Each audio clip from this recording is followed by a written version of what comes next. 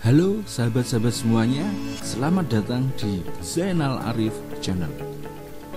Kali ini saya akan berbagi informasi mengenai apa yang harus dipersiapkan setelah SNMPTN, sebelum UTBK SBMPTN, dan selama KIP kuliah berlangsung. Mudah-mudahan info ini bermanfaat untuk sahabat-sahabat semuanya yang sedang berjuang merebut kursi di perguruan tinggi negeri, seperti yang kalian impi-impikan setiap hari, hingga lupa makan, lupa mandi, lupa kalau dia sudah tidak milik kita lagi.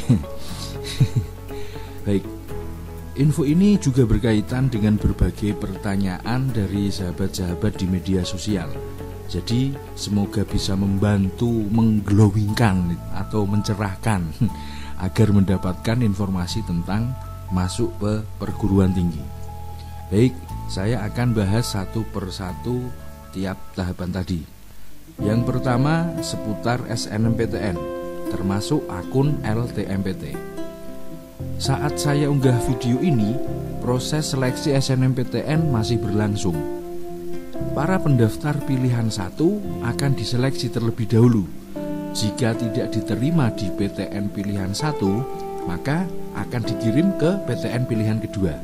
Nah, PTN yang dijadikan pilihan kedua itu akan terlebih dulu menyeleksi para pendaftar yang menjadikannya pilihan pertama. Jika dari seleksi pilihan 1 itu sudah memenuhi kriteria atau kuota yang ditetapkan masing-masing PTN, maka pendaftar yang menjadikannya pilihan kedua tidak diseleksi lagi. Intinya PTN tidak mau dinomor 2-kan, seperti kamu kan? Berikutnya tentang akun LTMPT. Akun LTMPT wajib dibuat untuk bisa ikut SNMPTN atau UTBK nanti. Bagi yang ikut SNMPTN kemarin atau bagi yang sudah punya akun LTMPT, maka tidak perlu membuat lagi, karena akun itu sifatnya single sign on, ya, yang bisa dipakai untuk mendaftar SNMPTN maupun UTBK SBMPTN nanti. Jadi untuk lulusan tahun 2021 yang tidak eligible atau belum mempunyai akun LTMPT, segera selesaikan registrasinya hingga simpan permanen sebelum tanggal 12 Maret 2021. Untuk alumni lulusan tahun 2020 atau 2019 masih diperbolehkan untuk mengikuti UTBK SBMPTN dengan umur maksimal 25 tahun per 1 Juli 2021. Nah, akun LTMPT yang dipakai adalah akun yang pernah dibuat pada tahun kemarin pada saat lulus begitu. Tapi bagi yang belum pernah membuat, sahabat-sahabat juga masih bisa membuat atau registrasi sekarang. Hanya saja untuk alumni, baik yang sudah membuat akun LTMPT atau belum, ada satu langkah yang harus dilakukan, yaitu harus melakukan verbal NISN lulusan terlebih dahulu dengan alamat seperti yang ada di layar ini. Siapkan scan ijazah ya dalam format PDF, JPG, JPEG atau PNG ya dengan ukuran maksimum 1 MB. Untuk sementara ini hanya ada 2 menu dalam akun LTMPT, yaitu menu verbal dan SNMPTN saja, karena beberapa waktu lalu diupdate oleh LTMPT untuk proses sinkronisasi peserta SNMPTN yang juga mengajukan KIP kuliah. Nah, untuk kisah kebingungan SNMPTN dan KIP kuliah kemarin, insya Allah nanti akan saya ulas di video berikutnya. Maka dari itu, bagi kamu yang belum subscribe, jangan lupa untuk klik tombol subscribe dan aktifkan loncengnya biar nggak ketinggalan info menarik dan bermanfaat lainnya. Kembali pada menu tadi, pihak LTMPT tentu nanti akan mengupdate-nya lagi dengan menambahkan menu untuk mendaftar UTBK atau semacamnya. Kita tunggu sajalah perkembangannya lebih lanjut. Jadi simpulannya, yang pertama, bagi yang sudah punya akun LTMPT pada tahap 1, tidak perlu membuat lagi.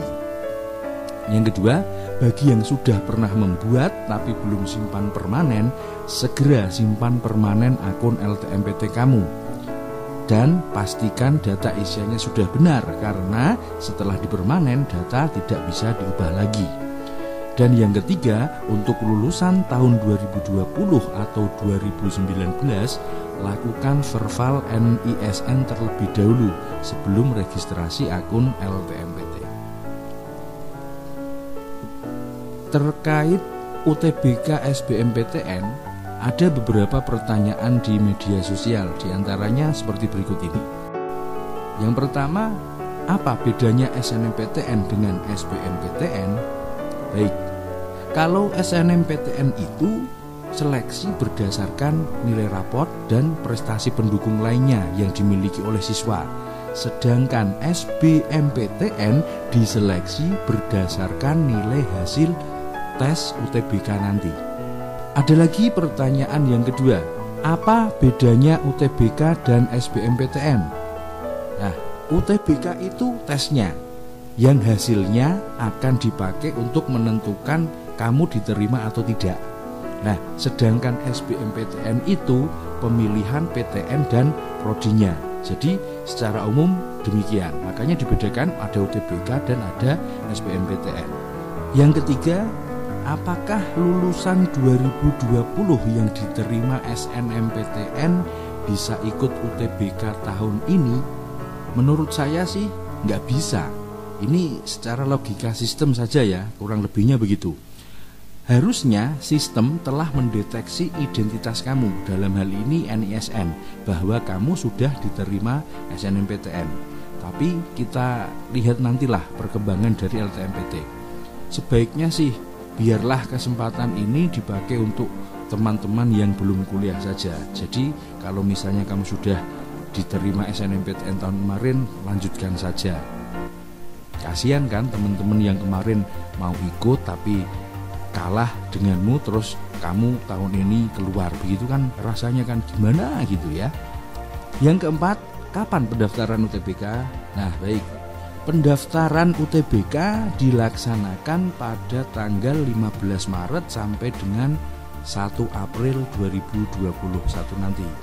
Jangan sampai ketinggalan ya, jangan sampai lupa tanggalnya. Yang kelima, kalau nggak lolos SNMPTN, apa bisa ikut seleksi mandiri? Oh, bisa banget. Bahkan kamu juga bisa ikut UTBK juga. Informasi berikutnya masih tentang UTBK SBMPTN, bahwa pelaksanaannya nanti akan diatur atau dibagi dalam 2 gelombang yang bisa kita pilih waktu dan tempatnya. Jadi sahabat-sahabat bisa menyesuaikan dengan kondisi sahabat-sahabat sendiri. Kapan, kemudian di mana ikut UTBK-nya, sahabat-sahabat bisa menentukannya. Terus terkait dengan hal itu, mungkin ada yang pernah berpikir, mungkin loh ya ini ya, tes di gelombang kedua lebih sulit dibandingkan gelombang yang pertama. Nah, untuk hal ini menurut saya sih panitia akan menerapkan model yang berimbang untuk kedua gelombang. Jadi ya samalah seperti soal semesteran gitu, ada bobot soal yang mudah, ada yang sedang dan ada yang susah. Jadi menurut saya baik gelombang 1 maupun gelombang 2 akan mendapatkan porsi yang sama untuk mengukur kemampuan calon mahasiswa. Begitu. Selanjutnya tentang KIP kuliah. Nah, apa yang kita persiapkan? Tentu saja akun KIP kuliah. Pendaftaran akunnya masih cukup panjang, yaitu hingga 31 Oktober 2021. Hanya saja untuk setiap jalur seleksi, misalnya SNMPTN atau UTBK, harus disesuaikan dengan jadwal masing-masing jalur tadi. Untuk peserta yang mengajukan KIP kuliah, silahkan lengkapi berkas yang wajib diisi. Kan ada tuh beberapa data yang sifatnya opsional, artinya bisa diisi dan bisa juga tidak. Setelah semua berkas isian lengkap, selanjutnya tinggal memilih jalur seleksi UTBK SBMPTN sesuai jadwalnya. Begitu juga jika nanti akan mendaftar dari jalur mandiri dan jalur lainnya. Ada juga beberapa pertanyaan dari berbagai media sosial tentang KIP kuliah itu. Di antaranya berikut ini. Yang pertama, sudah punya KIP kuliah dan ikut SNMPTN, tapi jika nanti tidak diterima apakah masih bisa digunakan? Seperti itu. Jawabannya bisa, masih bisa digunakan. Tinggal login lagi, kemudian memilih jalur seleksi UTBK SBMPTN. Yang kedua, bagaimana jika kemarin terlambat mendaftar KIP kuliah bagi yang ikut SNMPTN jika nanti diterima SNMPTN-nya?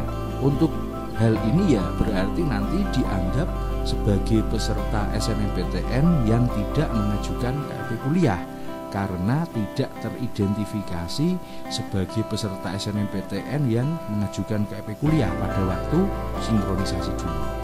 Nah, kalau misalnya ini terjadi ya mudah-mudahan nanti waktu kuliah ada program beasiswa lainnya atau mungkin ada kebijakan dari PTN yang menerima kamu. Yang ketiga, kalau nggak ikut SNMPTN apakah boleh daftar KIP kuliah? Jawabannya, boleh banget. KIP kuliah itu bisa untuk nanti di jalur UTBK SBMPTN, bisa untuk jalur mandiri dan juga bisa untuk PTS atau perguruan tinggi swasta sesuai yang ditentukan oleh panitia. Bahkan ini ya, kamu daftar KIP kuliah saja tapi nggak daftar PTN atau PTS juga boleh kok. Yang keempat, apakah pendaftaran UTBK nanti gratis bagi yang punya KIP kuliah? Nah, ini banyak sekali pertanyaan juga yang masuk ke saya. Nah, mengacu pada pedoman atau panduan KIP kuliah yang sudah diterbitkan, maka tidak semua peserta UTBK yang punya KIP kuliah gratis biaya pendaftaran UTBK-nya. Yang gratis hanyalah bagi peserta yang sudah terdaftar di DTKS Kemensos. Perlu digarisbawahi ya ini teman-teman biar nanti tidak salah paham. Yang keenam, apakah nanti jika diterima SNMPTN atau SBMPTN juga akan diterima KIP kuliahnya? Jawabannya belum tentu. Yang mengajukan KIP kuliah nanti akan ada verifikasi dari panitia untuk menentukan apakah layak untuk mendapatkan bantuan atau tidak. Jadi sekali lagi perlu dipahami bahwa tidak semua yang mengajukan KIP kuliah akan disetujui dan mendapatkan bantuan biaya pendidikan serta biaya hidup selama kuliah. Sahabat-sahabatku semuanya, demikian info yang bisa saya informasikan sementara ini.